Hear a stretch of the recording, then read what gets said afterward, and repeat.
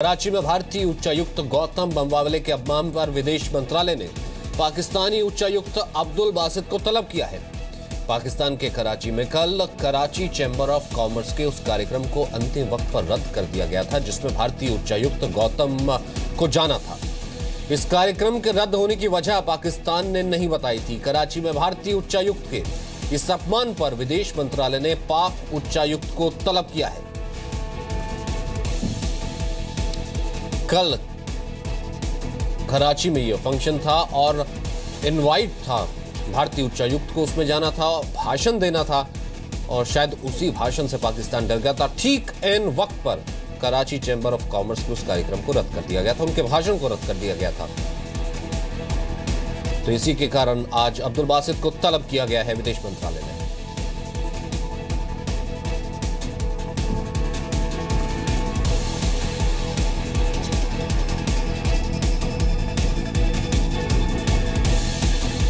जम्मू कश्मीर के मुद्दे पर आज फिर सर्वदलीय बैठक हुई। फैसला लिया गया कि राष्ट्रीय सुरक्षा से समझौता किए बगैर सभी पक्षों से बातचीत होगी। जम्मू कश्मीर के दौरे से लौटने के बाद दिल्ली में सर्वदलीय बैठक हुई जिसमें कई बातों पर सहमति बनी। जो प्रस्ताव पास हुआ है उसके मुताबिक कश्मीर में हिंसा के लिए कोई जगह नहीं है, राष्ट्रीय सुरक्षा को लेकर कोई समझौता नहीं होगा, बातचीत के जरिए समस्या का समाधान होना चाहिए, कश्मीर मुद्दे से जुड़े सभी पक्षों से बातचीत हो, शिक्षा और सरकारी दफ्तर ठीक ढंग से चलें। सदस्यों का ये भी मानना है और मत है कि किसी भी सभ्य समाज में हिंसा के लिए कोई जगह नहीं, कोई स्थान नहीं। मेन स्ट्रीम में रहने वाले पॉलिटिकल पार्टीज और स्टेक होल्डर्स को आप अलग बुला के वो क्या चाहते हैं, क्या सुझाव देते हैं वहाँ नॉर्मल से लाने के लिए। Dialogue with all stakeholders की बात ये रेजोल्यूशन में आई और ये डायलॉग आप इसको सुलझाने के लिए करिए ताकि इमीडिएटली नॉर्मल से रिस्टोर हो और आगे को एक परमानेंट सॉल्यूशन हो। 8 जुलाई को हिजबुल मुजाहिदीन के कमांडर बुरहान वानी के एनकाउंटर के बाद से कश्मीर में हिंसा शुरू हुई। 61 दिन की हिंसा में 2 पुलिसकर्मियों समेत 73 लोगों की मौत हो चुकी है। हालात थोड़े बेहतर होने के बाद कश्मीर घाटी में कल पूरी तरह से कर्फ्यू हटा लिया गया। 26 सदस्यों का सर्वदलीय प्रतिनिधि मंडल 4 और 5 सितंबर को जम्मू कश्मीर के दौरे पर गया था। पाकिस्तान के आर्मी चीफ जनरल राहिल शरीफ ने एक बार फिर कश्मीर पर भड़काऊ बयान दिया है। रावलपिंडी में रक्षा दिवस समारोह के दौरान जनरल राहिल शरीफ ने कहा कि कश्मीर पाकिस्तान के गले की नस है। शरीफ ने कहा कि पाकिस्तान कश्मीर के अलगाववादियों को समर्थन जारी रखेगा। जनरल ने चीन से दोस्ती का बखान भी किया। कश्मीर के मसले का हल यूएन रेजोल्यूशंस पर अमल करने से ही मुमकिन है। बाहमी एहतराम और बराबरी की बुनियाद के असूलों पर उस्तवार ताल्लुकात की खिते में सबसे बड़ी मिसाल पाक चीन दोस्ती है। ऐसी स्टेटमेंट एक डेमोक्रेटिक कंट्री में आर्मी चीफ से आना, उनका डिप्लोमेसी से कोई ताल्लुक नहीं होना चाहिए। ये बड़ी अजीब बात है। वो साफ मानते हैं कि पाकिस्तान में डेमोक्रेसी नाम के वास्ते है। हिजबुल कमांडर बुरहान वानी के एनकाउंटर के बाद से पाकिस्तान कश्मीर में हिंसा को भड़काने की कोशिश में लगा है। पाकिस्तान ने कश्मीर में मारे गए आतंकी बुरहान वानी को शहीद बताया था। बुरहान वानी की मौत पर पाकिस्तान में 19 जुलाई को काला दिवस मनाया गया था। भारत में पाक उच्चायुक्त अब्दुल बासित ने कहा था, हम इस साल के स्वतंत्रता दिवस को कश्मीर की आजादी के लिए समर्पित करते हैं। मोहम्मद अली जिन्ना ने पहली बार कश्मीर को पाकिस्तान के गले की नस बताया था, तब से पाकिस्तान के नेता इसे दोहराते रहते हैं। G20 में पीएम मोदी के कड़े रुख के बाद अमेरिका ने भी पाकिस्तान को आतंकवाद के मुद्दे पर फटकार लगाई है। अमेरिका ने पाकिस्तान से कहा है कि वो अपनी जमीन से पनप रहे आतंकी संगठनों के खिलाफ कार्रवाई करे। अमेरिकी विदेश मंत्रालय के उप प्रवक्ता मार्क टोनर ने कहा, अमेरिका इस मामले में बिल्कुल स्पष्ट है कि पाकिस्तान को सभी आतंकी संगठनों को निशाना बनाना चाहिए। इसमें वो संगठन भी शामिल हों जो उसके पड़ोसी देशों को निशाना बनाते हैं। This is a normal formulation of the US State Department telling Pakistan to do more on terrorism from its soil and within Pakistan. 5 जुलाई को G20 सम्मेलन में पीएम मोदी ने आतंकवाद के मुद्दे पर बिना नाम लिए पाकिस्तान पर निशाना साधा था। पीएम मोदी के मुताबिक दक्षिण एशिया में सिर्फ एक देश ऐसा है जो आतंक बांट रहा है। पीएम मोदी ने कहा था कि दक्षिण एशिया का ये देश आतंकी तैयार करके हमारे देश भेजता है। पीएम ने कहा था जो देश और संगठन आतंकियों का समर्थन करते हैं उन पर बैन लगना जरूरी है। हालांकि अमेरिका ने कहा है कि वो आतंकी संगठनों के खिलाफ कार्रवाई न करने को लेकर पाकिस्तान के खिलाफ प्रतिबंध लगाने की योजना नहीं बना रहा है।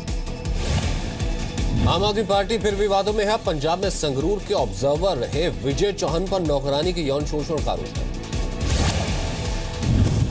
पंजाब के सुनाम में आम आदमी पार्टी के 2 कार्यकर्ताओं रविंदर ढिल्लो और मक्खन नमोल ने एक ऑडियो टेप जारी किया है। आरोप है कि विजय चौहान ने संगरूर में ऑब्जर्वर रहते हुए पार्टी ऑफिस में काम करने वाली महिला का यौन शोषण किया। इसकी लिखित शिकायत पीड़ित के पति ने केजरीवाल और संजय सिंह से भी की थी, लेकिन 8 महीने बाद भी कार्रवाई नहीं की। ऑडियो में क्या बात कही जा रही थी कि भाई ऐसा मत करो, नहीं तो पार्टी के लिए बुरा हो जाएगा, आप सोचो, ऐसा मत करो। लेकिन वो कहीं ना कहीं 1 मंथ बाद उसको पैसे देकर वो चीज दबा दी गई। ये जो आम आदमी के लोग हैं, ये कुछ साधारण लोग नहीं हैं। धीरे धीरे पता चलेगा इसका जो लिंक है किसी ऐसी एजेंसी के साथ निकलेगा जो देश को टोटे टोटे करने के लिए लगे हुए हैं। आम आदमी पार्टी बहुत ऊपर जा रही है तो विरोधी पार्टियों के पास और कोई तरीका नहीं है। भगवंत मान को बदनाम कर दो, उनके साथियों को बदनाम कर दो। ये दिल्ली वाले हैं, कहाँ दिल्ली वाले हैं। जब मैंने 121 रैलियां की थी दिल्ली में तो दिल्ली वालों ने तो एक दिन भी नहीं कहा कि ये पंजाब वाले हैं। एपी विधायक देवेंद्र सहरावत ने भी पंजाब में टिकटों के बदले महिलाओं के यौन शोषण का आरोप लगाया था। देवेंद्र सहरावत ने पंजाब प्रभारी संजय सिंह और उनके करीबी दुर्गेश पाठक पर भी आरोप लगाए थे। सहरावत ने एपी की दिल्ली इकाई के संयोजक दिलीप पांडे पर भी निशाना साधते हुए उनके चरित्र पर सवाल उठाए थे। संजय सिंह ने सहरावत के आरोपों को खारिज किया था, मानहानि का केस करने का भी दावा किया था। बताया जा रहा है कि ऑडियो टेप सामने आने के बाद आपने विजय चौहान को संगरूर से हटाकर पटियाला भेज दिया था। पंजाब महिला आयोग ने डीजीपी से आप नेताओं पर लगे यौन शोषण के आरोपों की जांच की मांग की। महाराष्ट्र में पुलिस पर हमले का एक और मामला सामने आया है। मुंबई से सटे कल्याण में गणपति विसर्जन के दौरान एक पुलिस अधिकारियों को डुबोकर मारने की कोशिश की गई। कल्याण के तिसगांव परिसर में गणेश विसर्जन के दौरान कुछ युवकों को समझाना नितिन डगले नाम के पुलिसकर्मी को भारी पड़ा। पुलिसकर्मी की बात मानने के बदले उन्होंने उस पर हमला कर दिया। पानी में डुबोकर नितिन को मारने की कोशिश की गई। किसी तरह नितिन डगले ने खुद को पानी से निकाला और जान बचाई। आरोपियों ने बीजेपी समर्थित स्थानीय विधायक गणपत गायकवाड़ का हवाला देकर पुलिसकर्मी को देख लेने की धमकी भी दी। पुलिसकर्मियों पर हमले के खिलाफ शिवसेना प्रमुख उद्धव ठाकरे ने सीएम देवेंद्र फडणवीस से मुलाकात की। उनके साथ पुलिसकर्मियों की पत्नियां भी थीं। पिछले कुछ दिनों में पुलिस पर हमले दिन ब दिन बढ़ते जा रहे हैं। क्या चल रहा है, कौन कर रहा है, किसी ने भी करने दो, लेकिन उसकी सजा उसकी मिलनी चाहिए और तुरंत मिलनी चाहिए। हमें तो एक्शन लेना ही है और तुरंत लेना है। जल्दी से जल्दी इसमें चार्जशीट दिया जाएगा और फास्ट ट्रैक में इसका फैसला किया जाएगा। हाल के महीनों में महाराष्ट्र में पुलिसकर्मियों पर हमले बढ़े हैं। फरवरी में लातूर के पानगांव में भीड़ ने एक पुलिस वाले पर हमला कर दिया। फरवरी में ठाणे में शिवसेना के एक कार्यकर्ता ने महिला ट्रैफिक कांस्टेबल पर हमला किया। 23 अगस्त को मुंबई के खार में बाइक सवार ने ट्रैफिक कांस्टेबल विलास शिंदे पर हमला कर दिया। बाद में उनकी मौत हो गई। नितिन की शिकायत पर 4 लोगों के खिलाफ हत्या की कोशिश का मामला दर्ज किया गया है। फिलहाल चारों आरोपी फरार हैं। बिहार में शराबबंदी के बाद तस्कर शराब की तस्करी के लिए नए तरीके इजाद कर रहे हैं। बिहार में तस्करों ने अब सिलेंडर में शराब की तस्करी शुरू कर दी है। ऐसे ही 2 लोगों को पुलिस ने नवादा से गिरफ्तार किया है। ये रसोई गैस के सिलेंडर में शराब के पैकेट भरकर झारखंड से बिहार पहुंचे थे। पुलिस ने मुखबिरी के बाद नवादा गोविंदपुर में तलाशी अभियान चलाया था। इसी दौरान बाइक पर सिलेंडर ले जा रहे 2 युवकों को रोका और सिलेंडर की तलाशी ली। इसके बाद पुलिस को तस्करी के इस नए तरीके के बारे में पता चला। तस्करों ने सिलेंडर के निचले हिस्से को काटकर ढक्कन बनाया। इसके बाद सिलेंडर में देसी शराब के पाउच भरे गए थे। पुलिस ने सिलेंडर के अंदर से 145 पाउच शराब निकाली। पकड़े गए दोनों तस्कर नवादा के मिर्जापुर इलाके के रहने वाले हैं। पुलिस के मुताबिक पिछले 1 महीने से ये तस्कर सिलेंडर में भरकर शराब की तस्करी कर रहे थे। बिहार में नीतीश सरकार ने 5 अप्रैल से पूरे राज्य में शराब पर पाबंदी लगाई थी। सेना की कैंटीन को छोड़कर बिहार में किसी जगह शराब की बिक्री नहीं हो सकती। शराबबंदी के बावजूद बिहार में झारखंड, यूपी और नेपाल के रास्ते शराब की सप्लाई की घटनाएं सामने आती हैं। बिहार में 1977 में भी शराबबंदी हुई थी, लेकिन तस्करी बढ़ने से सरकार ने फैसला वापस लिया था। बिहार में शराबबंदी के बाद से जहरीली शराब पीने से करीब 40 लोगों की मौत हो चुकी है। मध्य प्रदेश के नरसिंहपुर में बाइक पर जा रहे एक परिवार को एक एसयूवी ने टक्कर मार दी। हादसे में एक व्यक्ति की मौत हो गई।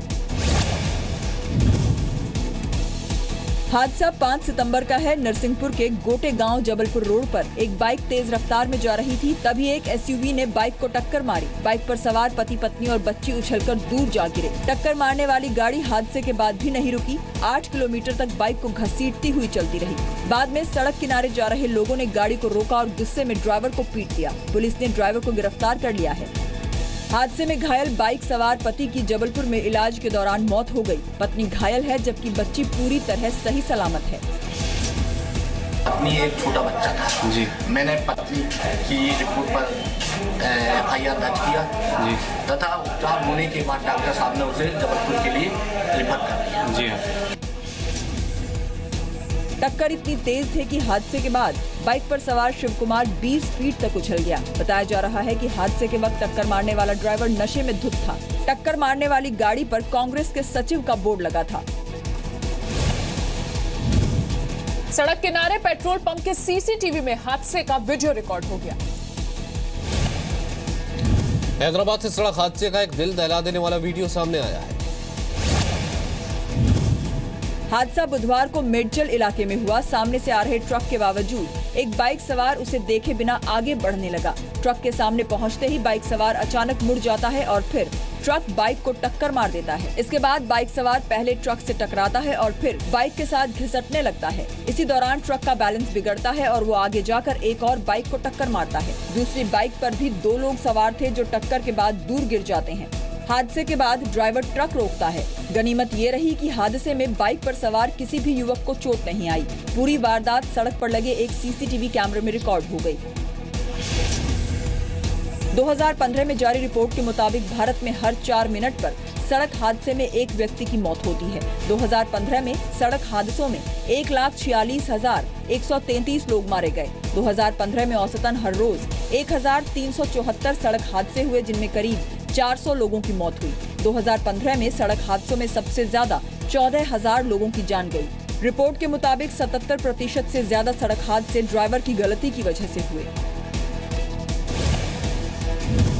2015 में हुए कुल हादसों में 54% हादसे ऐसे हैं जिनमें 15 से 34 साल के बीच के लोगों की जान गई। अब आपके बजट और रसोई से जुड़ी बड़ी खबर। आपको मिलने वाली LGP सब्सिडी जल्द खत्म हो सकती है। आने वाले कुछ दिनों में सिर्फ जरूरतमंदों को ही LPG सब्सिडी मिलेगी। ये जरूरतमंद लोग कौन हैं? सरकार ने इसका रोड मैप बनाने की तैयारी शुरू कर दी है। आगे चल के जरूरतमंदों को ही सब्सिडी मिलेगी, जिनको जरूरत नहीं है उनसे सब्सिडी नहीं मिलेगी। फिलहाल सरकार 1 साल में उपभोक्ताओं को 12 सिलेंडर सब्सिडी वाले रेट पर देती है। 10 लाख से ज्यादा आमदनी वाले लोगों को सिलेंडर पर सब्सिडी का फायदा नहीं मिलता है। PM मोदी की अपील पर करीब 1.5 करोड़ उपभोक्ता सिलेंडर पर मिलने वाली सब्सिडी छोड़ चुके हैं। फिलहाल दिल्ली में सब्सिडी वाले सिलेंडर और बिना सब्सिडी वाले सिलेंडर की कीमत में सिर्फ 45 रुपए का फर्क है। LPG सब्सिडी वाले सिलेंडर की कीमत में इस समय सरकार हर महीने 2 रुपए बढ़ा रही है।